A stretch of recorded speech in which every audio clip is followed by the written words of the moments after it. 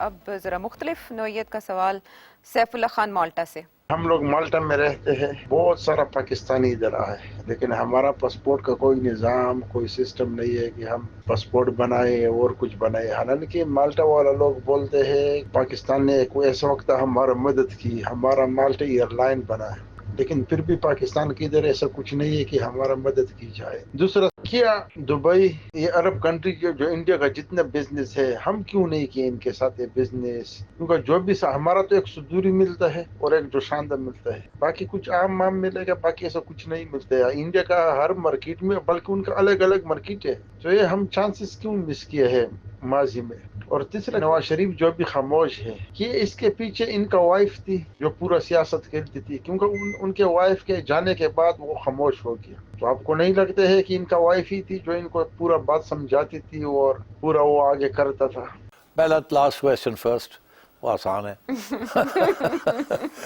دیکھیے میاں صاحب کی پارٹنر تو تھیں وہ، اور ان کو ظاہر ہے گھر میں ایڈوائس تو ملتی ہے. ہر مرد کو اس کی اہلیہ کی ایڈوائس تو ہوتی ہے جیسی بھی ہو، اور کلثوم بھاجی جو تھیں وہ بھی ایڈوائس تو دیتی تھی میاں صاحب کو. مگر یہ مطلب نہیں ہے کہ وہی چلاتی تھی میاں صاحب کو. میاں صاحب وہ اپنے آپ کو خود ہی چلاتے ہیں، وہ ایسی کوئی بات نہیں ہے. مریم بھی میاں صاحب کو ایڈوائس دیتی رہی ہے جب یہ پرائم منسٹر تھے. کچھ ایڈوائس لے لیتے تھے، کچھ نہیں لیتے تھے، سن لیتے تھے. اسی طریقے کے ساتھ کلثوم بھابھی کی بھی ایڈوائس سن لیتے تھے، بیکاز ظاہر ہے ان کے بھی اپنے پرسیپشنس تھے، اور she was a very smart ہے، ہائیلی ایجوکیٹڈ وومن. مگر یہ کہنا کہ جی میاں صاحب تو کچھ بھی نہیں تھے، پچھوں خواتین ہی چلانیاں سن، ایسی کوئی گل نہیں ہے.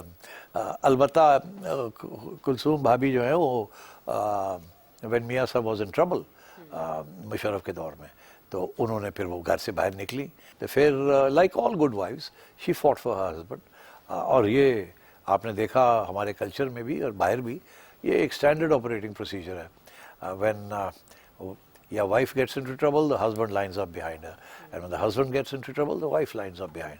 ہمارا کلچر بڑا کنزرویٹو ہے، اس کے باوجود the wives have come out, and that is why آپ دیکھتے ہیں خواتین کی کتنی پارٹیسپیشن ہے in the political process in Pakistan. یہ بڑی اچھی بات ہے.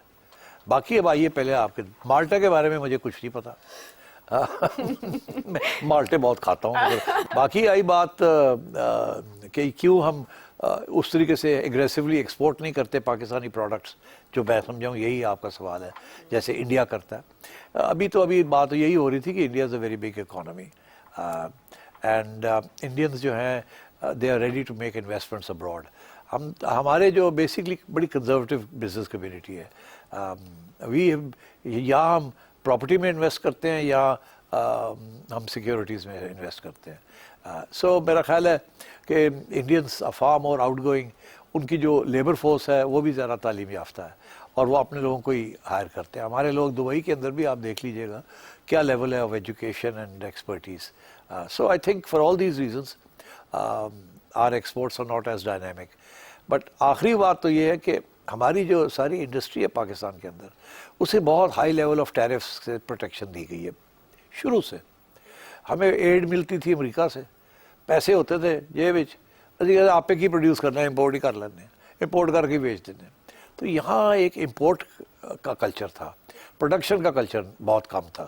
وہی ایک دو چیزیں ہم بناتے تھے اور ایکسپورٹ کرتے تھے جو آسان تھی. کاٹن ملتی تھی، چلو جی کاٹن دی یان بنا لے، اور کوئی ویلیو ایڈ نہ کی، گارمنٹس نہ بنایا، بھائی یان ہی بنا کے ایکسپورٹ کرتا، چپ کر کے بہ گئے آرام نال، کوئی محنت نہیں کی تھی.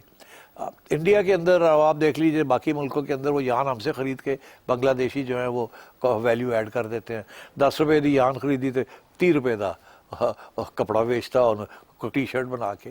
سو مطلب that's where the real innovation is. اب ہم جا کے جاگ اٹھے ہم کہ نہیں ویلیو بھی ایڈ کرنی چاہیے. کیوں؟ کیونکہ دن بدن مشکل ہو گیا ہے to compete in global markets without creating value.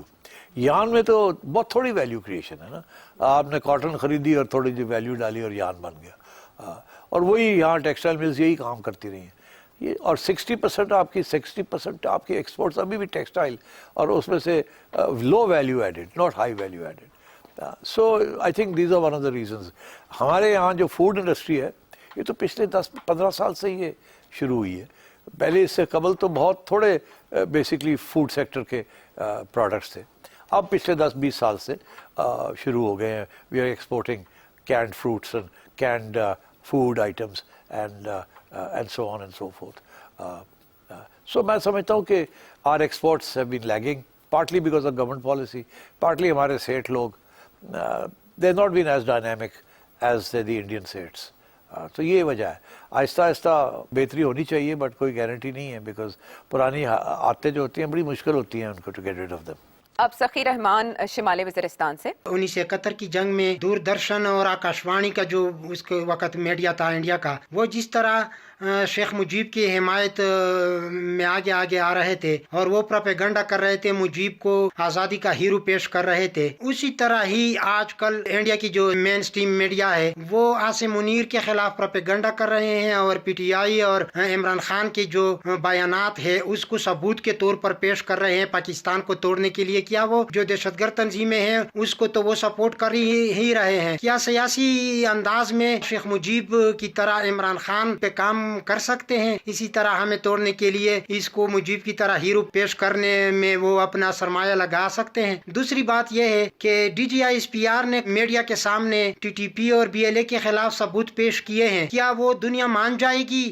وہ ثبوت اتنے ہیں، کافی ہیں کہ دنیا پاکستان کی حمایت کرے؟ جبکہ اس سے پہلے بھی بہت بڑا ثبوت ہمارے ہاتھ تھا کلبھوشن یادو کی صورت میں، لیکن دنیا ٹس سے مس نہیں ہوئی. کیا ان شواہد سے پاکستان کی حمایت میں اضافہ ہوگا اگر ہم اس کو اقوام متحدہ میں لے جائیں؟ یونائٹڈ نیشن میں آپ جو مرضی لے جائیں کچھ نہیں ہونا. چلیں یہ تو ختم ہوئی بات. وہاں آپ کے خلاف جو کارروائی ہوتی ہے اس کو چائنا روک لیتا ہے، مگر آپ کے حق میں اگر کوئی کارروائی ہونی ہے تو وہ آپ کو خود اس کے لیے ہوم ورک کرنا پڑے گا اور ڈوسیئر پریپیئر کرنے پڑیں گے. تو جو آج تک بڑا مشکل کام رہا ہے پہلی بار. اچھا آئیے اب کہ دہشت گرد تنظیموں کو انڈیا سپورٹ کر رہا ہے، بالکل کر رہا ہے، وہ تو کھلا، اور ہم بھی یہ کہہ رہے ہیں کہ ٹی ٹی پی کو اور بی ایل اے کو وہ سپورٹ کر رہا ہے انڈیا، اس میں تو کوئی شک ہی نہیں ہے. ثبوت بڑا مشکل ہوتا ہے ٹو بی آنیسٹ. جیسے اب انڈیا کے لیے پہلگام کا انسیڈنٹ ہوا ہے، ابھی تک انڈیا نے کوئی ثبوت نہیں دیا. تو ثبوت کہاں سے لائیں گے؟ کس قسم کا ثبوت لائیں گے؟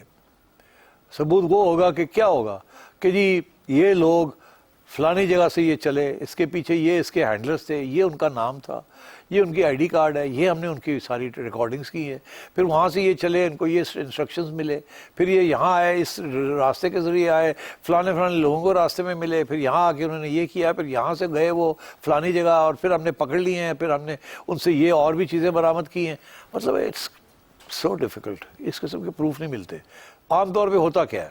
عام طور پہ ہوتا ہے اس قسم کی سچویشن کے اندر چار بندے مارتے، کیا جی اے دہشت گرد سن تے اسی انہوں نے مارتا اور ختم ہوئی گل.